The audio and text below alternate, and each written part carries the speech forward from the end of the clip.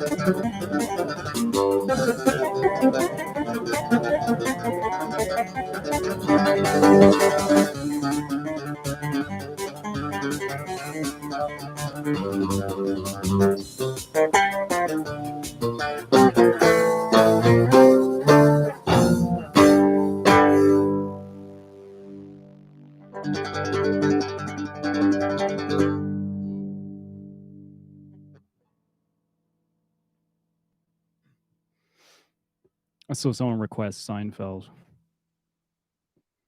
That's not going to happen. Sorry. Do you know how many times I've been requested Seinfeld in bars? I've played a lot of bar gigs, which is hilarious. Playing bar gigs on solo bass, not something you see very often. But yeah, I used to get a lot of people shouting, "Play Seinfeld!"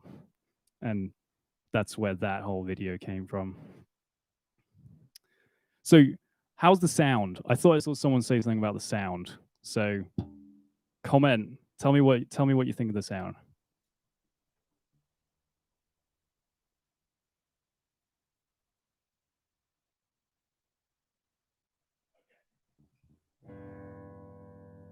So it looks like most people think the sound is good. So that's awesome.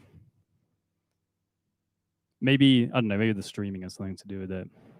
Anyway, thank you guys so much for your incredible support.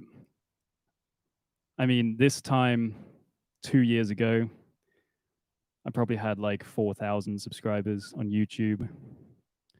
I was playing a lot of shows, but they weren't really the shows I wanted to be playing.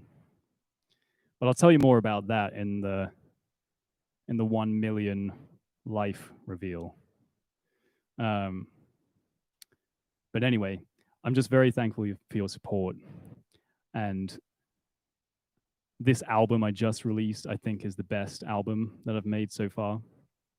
I think you guys are really going to like it. It's got a lot of the YouTube stuff on there that's been remixed and mastered.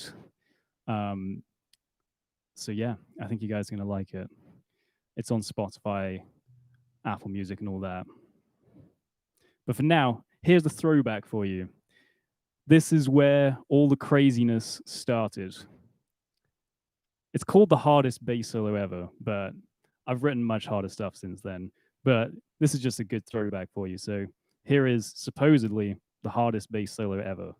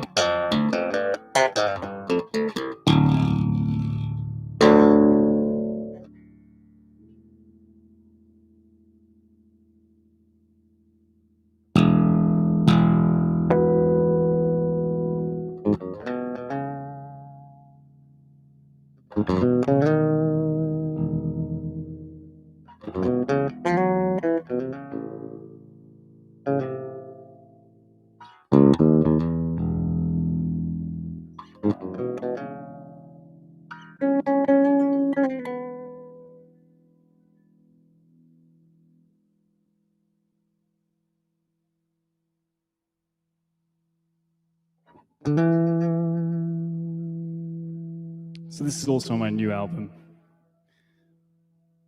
I wrote a song called Don't Look Back a while ago when I was first becoming a solo bassist. And, you know, I thought it was kind of a crazy direction to be going in, but then I decided just got to go all out. And so I wrote this one called Don't Look Back. But then I remade it, I reworked it into a pro upgrade. And it's on the album.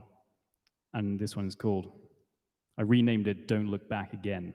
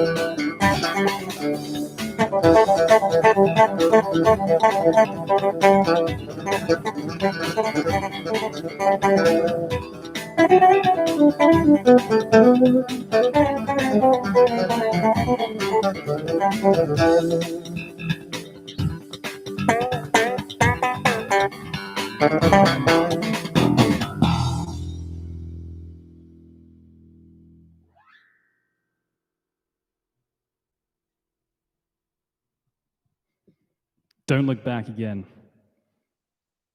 That was the name of that one. All right. So I think I'm going to go over to the old Piccolo bass. That's what I'm feeling.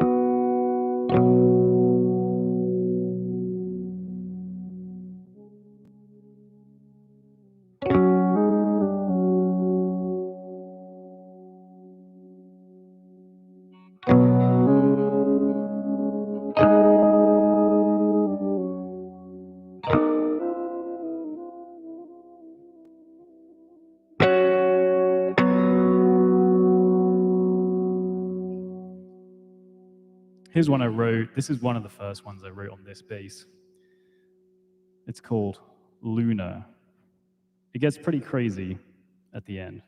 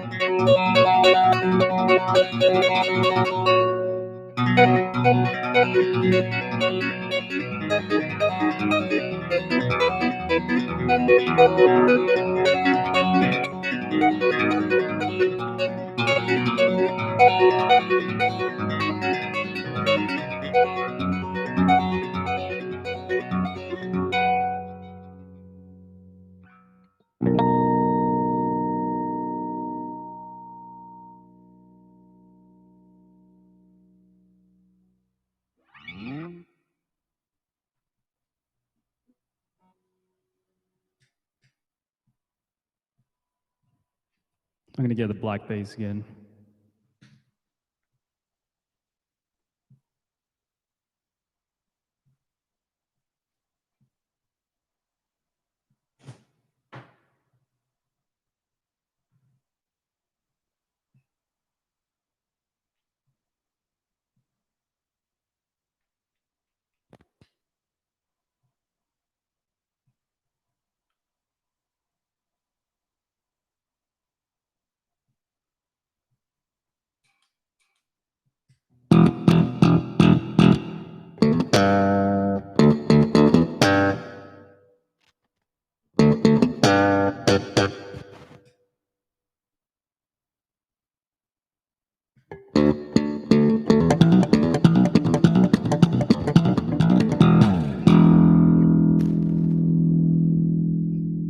All right, I'm going to do one more song, then I'm going to do a little Q&A if anyone wants. I mean, I don't know. I'll try and do a Q&A. I'll look through the comments and see what people are asking. And yeah, I'm going to do the power of bass again because I don't think there are as many people here at the beginning. Plus, it's just, you know, it's a bit of a banger. But yeah, thank you guys so much for watching. It's been so much fun playing for you. I really do appreciate all the support that you guys have been giving me. It's so much fun making these videos for you. And I don't know, I just want to keep doing this. I want to keep making the best videos that I can, the most awesome bass that I can, battling people, collabing with people, maybe even just friendly collabs, who knows? Stranger things have happened. But yeah, I really just owe a lot to you guys, so thank you very much. So here's the power of bass again, and then stick around after, and I'll see if I can answer some questions or just read some of your comments. And yeah, thank you.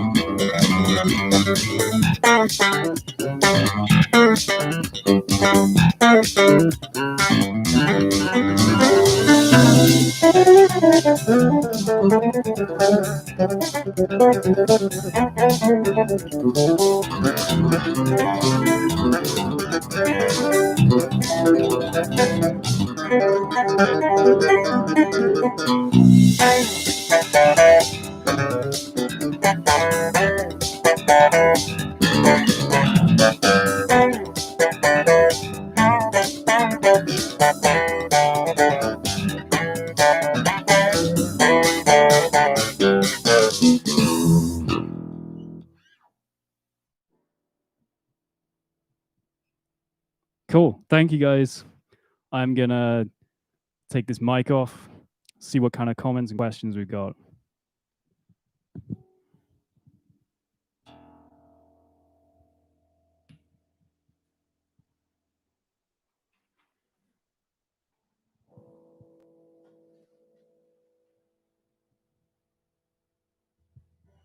How inspiring is Victor Wooten for you?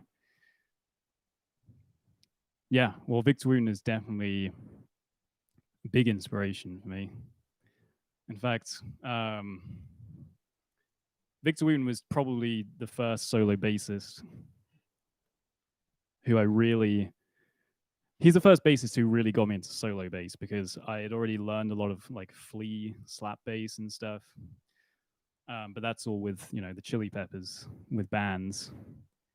Flea was the first person, no, Victor was the first person I ever saw who can make just one bass by himself sound amazing and beautiful. And actually, specifically Amazing Grace and Overjoyed, hearing those two really just made me realize how beautiful bass can sound and how most people are completely unaware. And yeah, so Victor is actually kind of the main reason I got into solo bass in the first place. So he's definitely a big influence on me.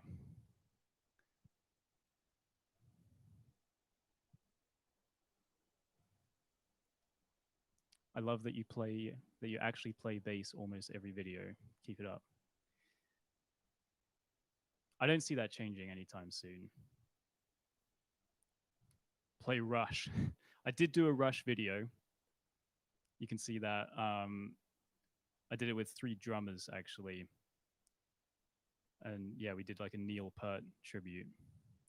How old were you when you got your first bass? I was 11. I'd already been playing piano for 4 years, aka the 250 string keyboard bass. But the first time I ever played just a good old 4-string was when I was 11. And I've been playing pretty non-stop since then. Do you like Led Zeppelin? Yes. I do like Led Zeppelin. Maybe one day I'll do a good old Stairway cover. I don't know. A lot of people have done that already, but maybe I can make it kind of interesting with tapping. What else we got? Do I like Thundercat? I do like Thundercat. I feel like I haven't listened to quite enough of him. Wait, let me turn myself up a bit. Hello, check, check, check, check, whatever. Yeah, I haven't listened to enough of Thundercat. I should listen to more of him. I'm very influenced by Victor Wooten, Jacko, Marcus Miller, Michael Manring, Grant Stinnett. He's a friend of mine. He plays this LaFay bass as well. Does some crazy tapping. How has the Jack Black shout out changed you? That was so cool because I'm sure many of you are Jack Black fans. I love School of Rock. That was one of my favorite movies as a kid. And I just love how Jack Black is this kind of like ambassador of rock and metal, as he says, in kind of like the Hollywood world. I don't think it's changed me. I don't want it to have changed me, and I don't think it has. I want to always stay humble. But it's so cool. It was amazing. He started following me on Instagram like a couple of months ago, and was liking some of my videos, and I kind of sent him some messages. And yeah, I don't know. Tell me what I should do. Tell me what I should do for his. How I should thank him. I'm thinking some Tenacious D solo bassified, crazy solo bass, Tenacious D. But if you have any other ideas, let me know. Why didn't? Okay. Interesting that super chat isn't enabled. Don't know. I'll do that next time.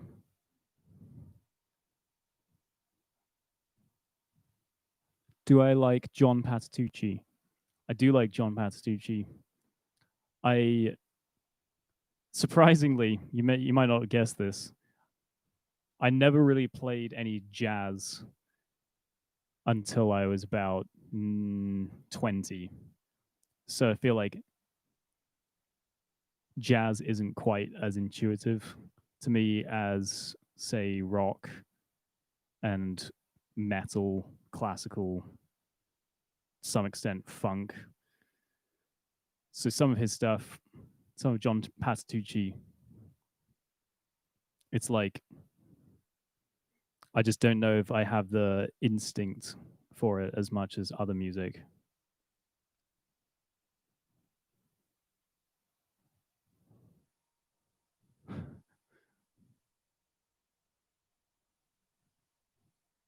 I have to do a battle with junior bass Groovador.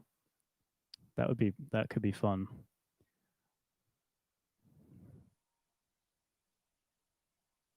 For Jack, compose something that's cool but simple enough for him to play.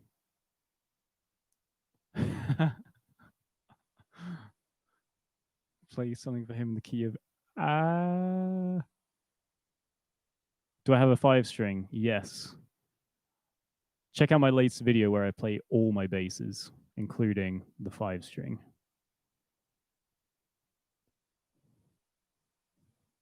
Why bass and not guitar? I mean, isn't that an obvious answer? No, I'm kidding. The story is actually I played piano first, and then I wanted to play an instrument that I could play in a band. And all my friends were playing guitar already. And some were, playing drums and stuff, but no one was playing bass. And so I kind of like to be different, in case you couldn't tell from my style of playing. And yeah, I just thought, no one else is playing bass. I'm going to play bass. I also I quite like how bass is an instrument, and I do realize this might sound slightly hypocritical, but I do like how bass is not an instrument where you're expected to like show off and Um, yeah, it's an instrument that where you're expected to kind of be chill, and I quite like that. Guitarists are expected to show off and go crazy and all of that, um, whereas bass players are expected to be more low key. It's a little bit more mysterious and sophisticated. Um, I'm not saying there's I don't know. I'm not saying there's anything wrong with the guitar, um, but yeah, I don't know. I was just drawn to bass, and then as soon as I started playing it, my desire to get better and just play bass was just kept getting stronger. We need another Achika Nito battle or a collab. What about a collab? Does anyone here like collabs, or is it all just battles? I mean, I love a good battle. Don't get me wrong, but maybe a friendly collab could be good. What do I think about John Mayung? Is that how you pronounce it? I think that's how you pronounce it. I like John Mayung. I mean, I love Dream Theater. I I saw them live in England, Wembley Arena, and they were awesome. I was impressed that they can actually pull off all of that stuff live. I was kind of expecting them to like make a few mistakes, but no, didn't hear any mistakes. Um, hang on. Yeah. Um, yeah, I love Dream Theater. I love their compositions. You might be able to hear a little bit of Dream Theater influence sometimes in my music. Especially, I noticed people commenting that on the last one, the bass solo and tuning. So yeah, I like Dream Theater, and by extension, I like John Mayung. I love that solo in Metropolis. Um, and yeah, his bass lines are awesome. Love that he plays the bongo bass. Do I play acoustic bass? Are you talking about an upright or like a bass that looks like an acoustic guitar? Because I don't own either of those. So I guess the answer is no. um, I would like to play both, actually. I would like to get an upright. I think that's just a whole different beast, though. I'd probably have to spend another 1,000 hours practicing that to get any good.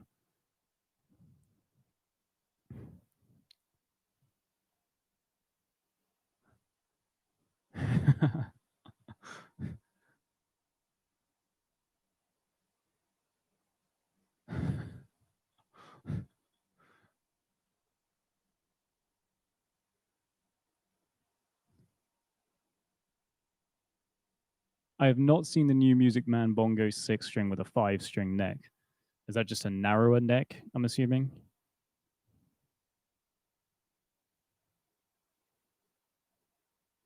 Do I like Queen?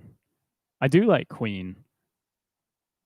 I like, I mean, again, I wouldn't say I'm a hardcore fan. I don't know, their deep cuts, but I do like the hits. Um, and I really like how they're just so innovative and they just kind of have these crazy harmonies. Freddie Mercury was a ridiculously good rock singer, incredibly powerful voice. So yeah, no, I like Queen. What music don't I like? Hmm. It's more about, I don't know. There's not many actual genres that I just don't like as a whole. It's like I feel like if they are a master of their craft, I think I can usually tell, and it's satisfying to listen to. So I think that's the answer to that one.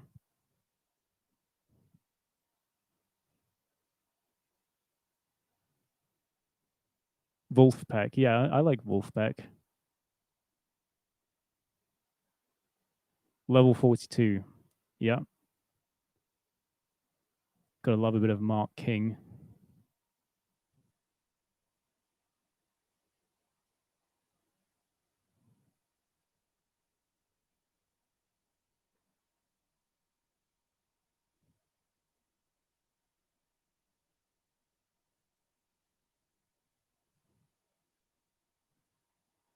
Can you try and play a fugue on the bass or compose one? That could be cool, especially on a 6 string. I feel like that would be more achievable. Yeah, no, that's a good idea. I'd be up for trying that.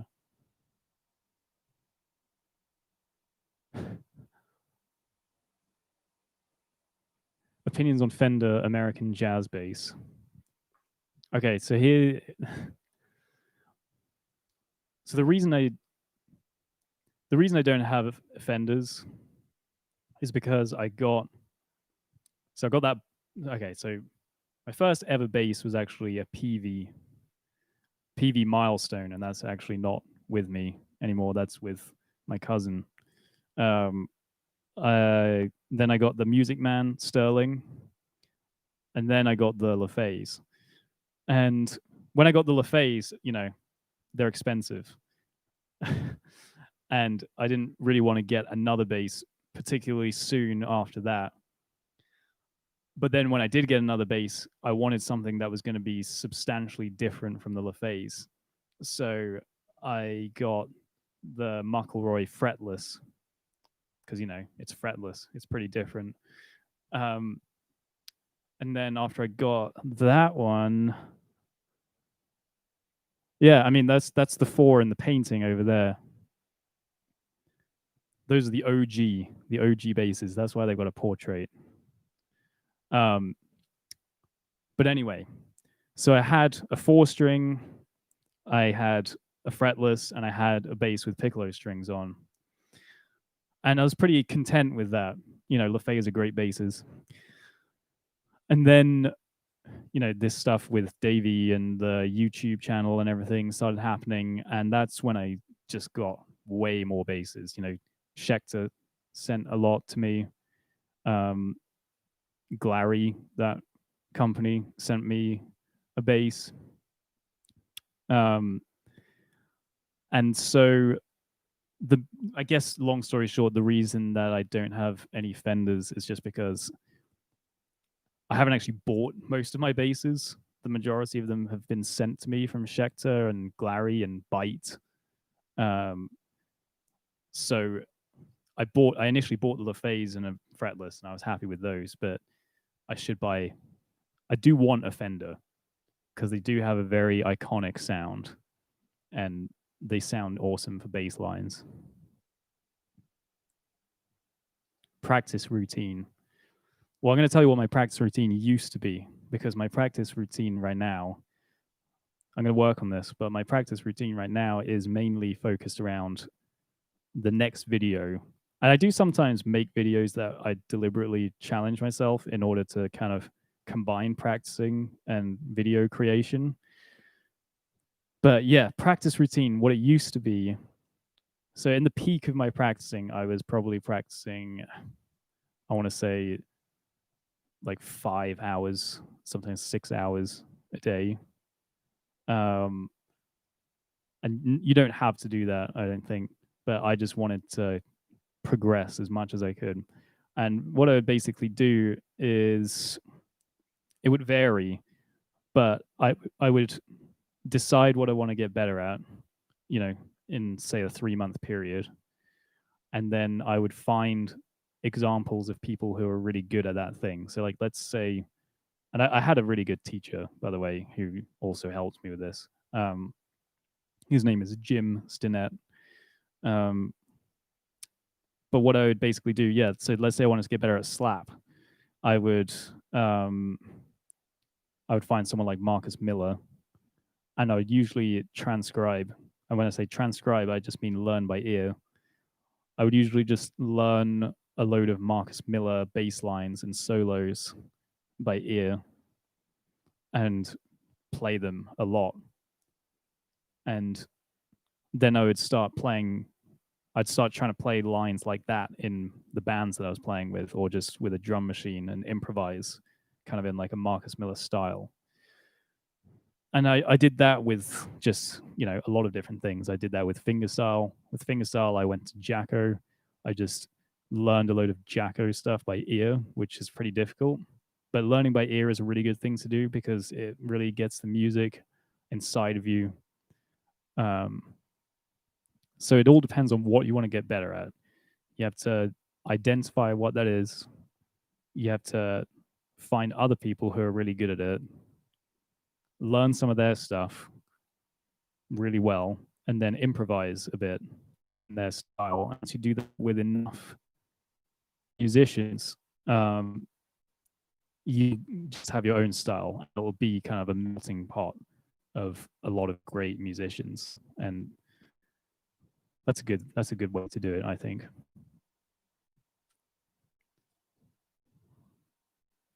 Do I listen to pop songs? Not much. Yeah, I mean, I do listen to a bit of Ed Sheeran.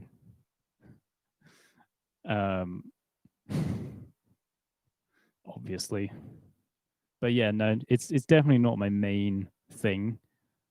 I wouldn't say I have a blanket hatred of pop music, but it's not my main thing that I listen to. All right, I'm gonna answer one more question, and then I'm gonna get going. Actually, wait, Muse. Yes, I am a fan of Muse. If you couldn't tell from the fact that I do a load of arpeggios, triadic kind of arpeggios in my tapping. Okay, let's see. We've got to make this last one a good one.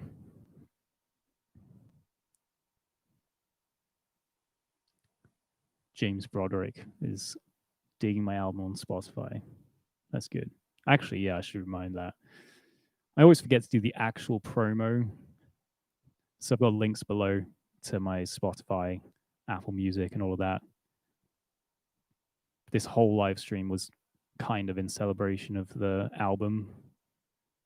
So if you feel like checking that out, I would appreciate it.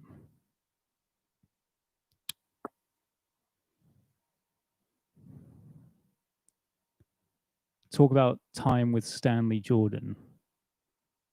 That was really awesome. He's an amazing tapping guitar player, 6-string Piccolo short scale bass player. Yeah, no, that was a lot of fun. I played in a really nice theater in California, so that was really fun. We are the happy ones. Shout out.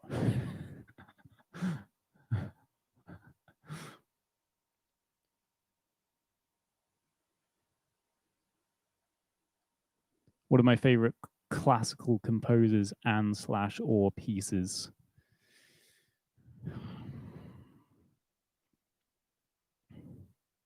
I mean, I do really like. I don't know if I have favorite composers because I don't think there's a classical composer where I can just like throw on any of their pieces and really love it. I mean, I think a lot of it is great, but I think I just have sort of favorite pieces more than favorite composers. Like I love, I've covered some of these, but I love Winter, Vivaldi, and I love that crazy Moonlight Sonata from Beethoven, the third movement. I also like Berlioz' Symphonie Fantastique. Bach, I do like a good bit of Bach.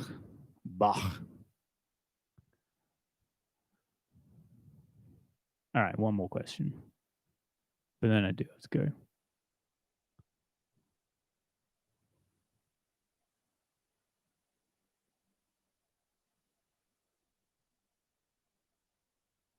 Someone asked if I'm going to play bass. Go to the beginning of the live stream, and I was playing bass there. I'm not playing bass anymore. This is the Q&A section. How to practice bass without a bass? Yeah, that's a good question to end on. So, how to practice bass without a bass? Because this does happen quite often. I've had a lot of times where I'm in a van driving a long way and I'm like, man, I wish I could be practicing right now. So, what can you do?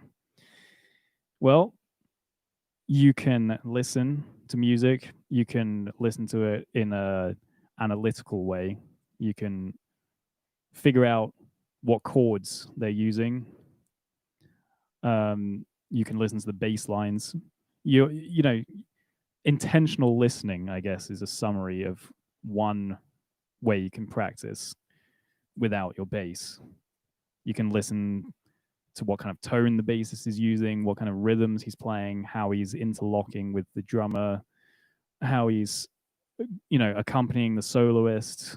You can listen to what kind of structure the song or composition has, and you can use that in your own composing.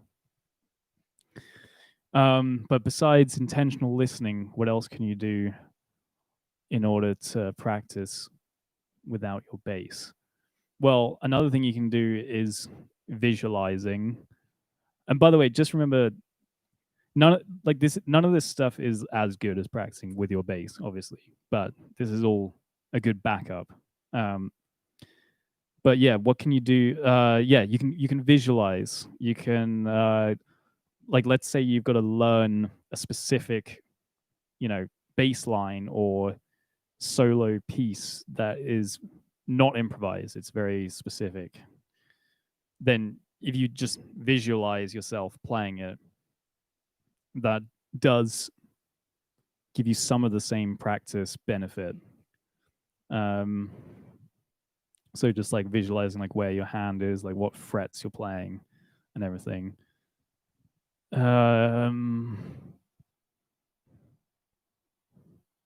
I don't really know what much more you can do than that. I mean, you can just watch YouTube videos of people giving bass tutorials. Obviously, that's another thing. But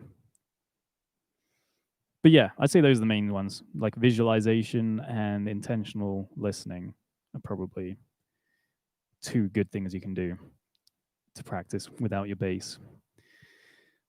All right. Well, that is the most I've ever talked on YouTube. I promise. Promise next time, next video, there'll be some good old bass playing. Probably bored to death of just listening to me. But yeah, thank you guys so much for watching. Thank you guys so much for all your support. It's really been amazing just how many of you have been watching and the awesome comments you've been giving.